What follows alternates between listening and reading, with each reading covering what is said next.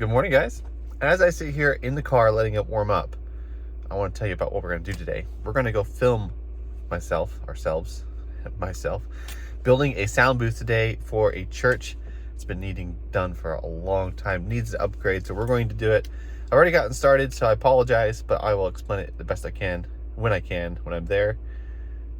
But it's going to be great. So we have to head to Home Depot to pick up some outlet boxes and some miscellaneous screws and stuff. But we'll get started and I will show you what's going on when we get there. Okay, so we have made it to the church and we're going to be working on the sound booth. And the guy's doing carpet on the stage today, so if you hear some noise in the background, that's what it's from. But let me turn you around and show you what we got going on so far. Here is the sound booth in its framing stage. Used to be one here. As you can see, there's a hole in the wall behind that wall there. And that was where the old framing used to be for the old sound booth.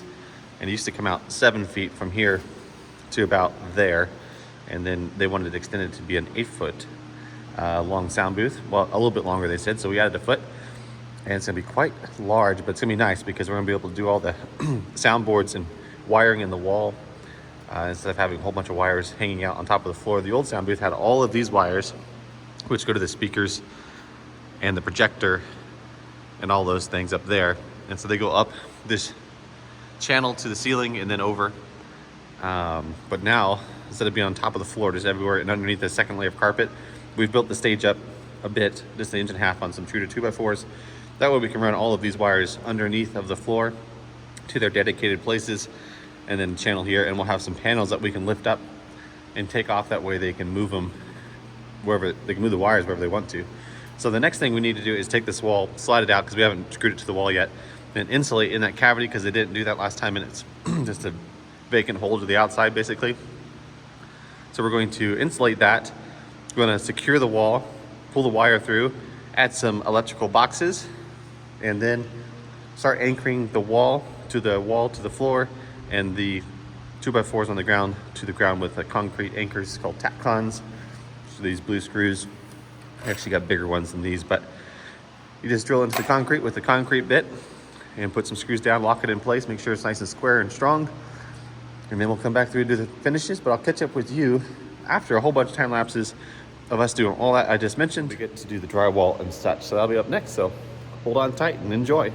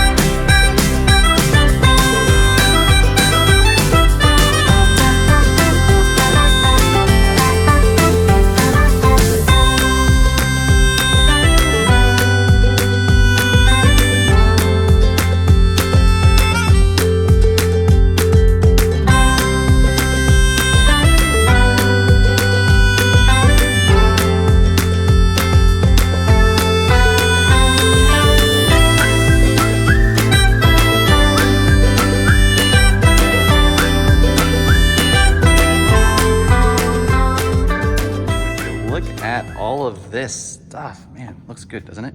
I think so.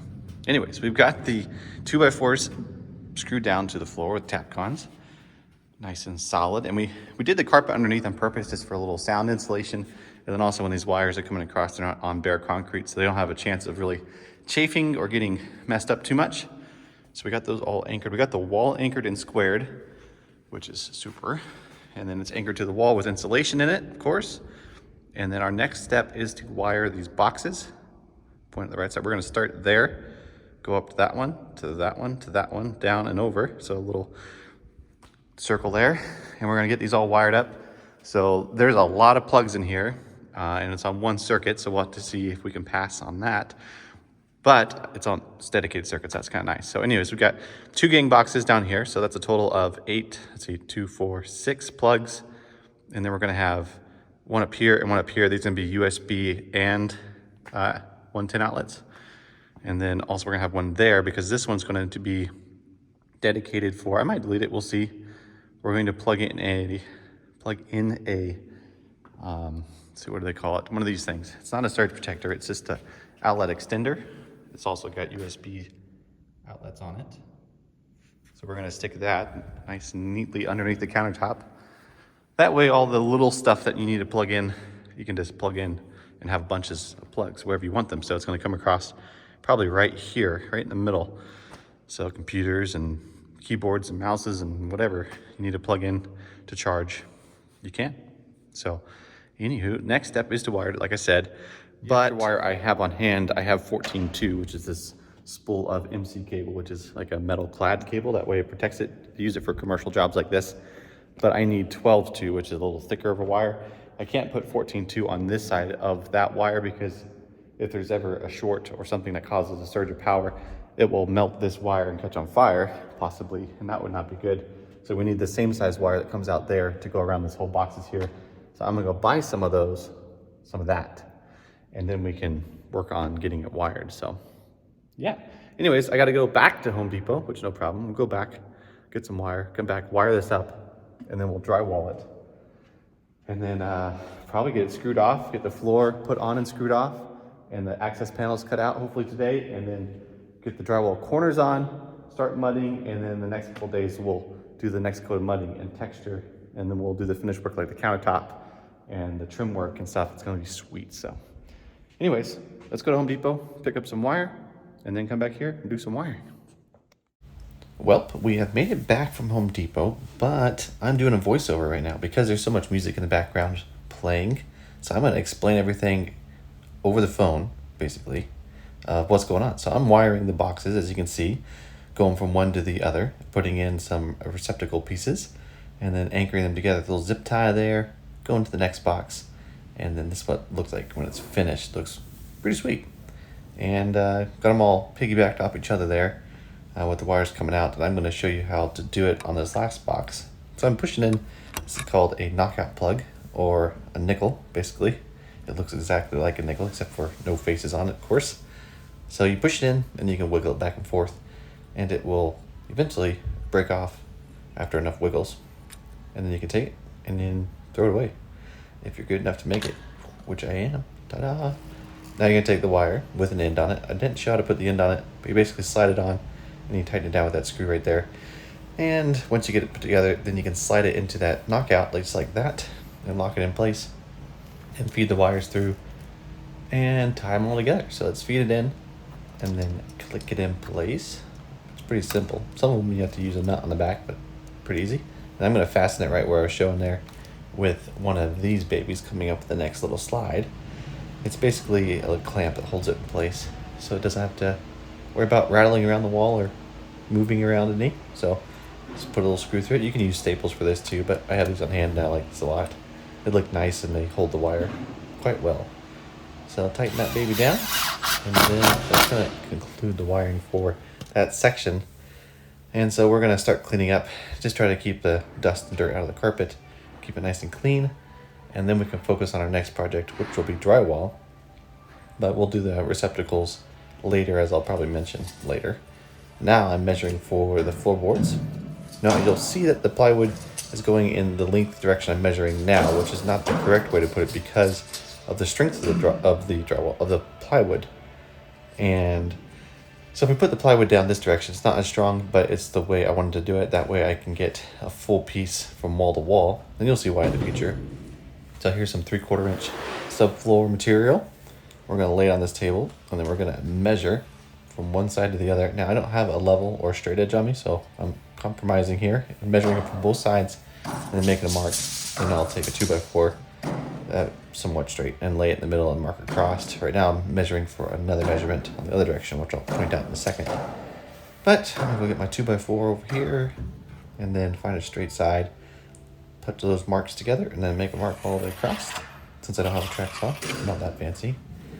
And then I can take my saw. I'm actually going to drill this hole real quick. So this hole is going to be the radius on the end of the cut, which you'll see here soon as well. The reason I was looking underneath of it was to make sure that I wasn't drilling into the table, because that would be expensive. So take your circular saw. You can set the depth to whatever, but I have it all the way down, which is fine. Keeps it nice and straight. And then I'm going to cut the board off the end, like so. and then vacuum it so all the dust doesn't get in the carpet again. Try to be as clean as possible and get everything done. So sawdust and chips and all that stuff. And then I'm gonna take a second cut here, and it's going to come right up to that radius that I drilled with the hole saw there. And then I'll clean up that end there, and it will look like this. And that's gonna give me the spacing for the wiring to run under the floor and up to the computers, but also give it support for the floor. So now I can stick it down, and these 2x4s are treated, so they're good for ground contact, and there are 2 foot on center, so this 4 foot wide plywood will split the middle of this 2x4 right here once I get it in, and then I come back and I screw it off. That way it stays in place and doesn't make any noise. Now we're onto drywall, and I left the rest of the walls blank on purpose. That way I could set this one right up against it, and then take my pencil and scribe around the boxes. That way I don't have to worry about finding them later. I can just make a perfect spot exactly where they're supposed to be. And when I set it back on my table here, you can see that the marks are exactly where I want them, as tight to the box as possible. So now I can come back through with my little drywall saw and cut all of the holes out, making sure not to cut my table, of course. And then put it back in place, screw it off a little bit so it holds it in place, and then score the backside of the excess on the top. And then walk on the other side, and then I can break it over and then score the other side of the paper, and then it will break right off. So that's pretty handy. So cut the other side, cut this side, and then snap. It'll come right off, which is really quite cool. So get that piece off, and then we'll be right back with you. Okay, while the music and the workers are on break, let's go check out their work real quick, and then I'll show you what we've been doing on my project, because they're both looking really good. So here is his. He's wrapping the stage with carpet. Those look like bumps, but they're not. Those are just some dirt lines from when the carpet was rolled. There is a seam right there, and then there's one right there, but you can't tell. He's doing a really good job. Got everything wrapped except for the steps, and he's gonna take a break because his back and neck has been bent over all day. But check out our work over here. I have maybe skipped a few steps since the last thing I filmed, but mostly because I had to get stuff done. Got everything drywalled, so now I just had to come back and tape and texture, which isn't a big deal. Got the floor screwed down, and this is really cool. This is a trap door of sorts. You can lift it up, and all those wires that are hanging up here can run underneath, and then they can pop up anywhere in this little joint here. You can see I put a nice round edge on it, and then it ran through, so that's nice. Inside is drywalled. Everything is ready to be taped and textured, like I just said. And then we've got outlets all wired, except for we haven't put the actual outlets in yet because receptacles, because we're going to mud everything, and it's a lot easier to do without those in there.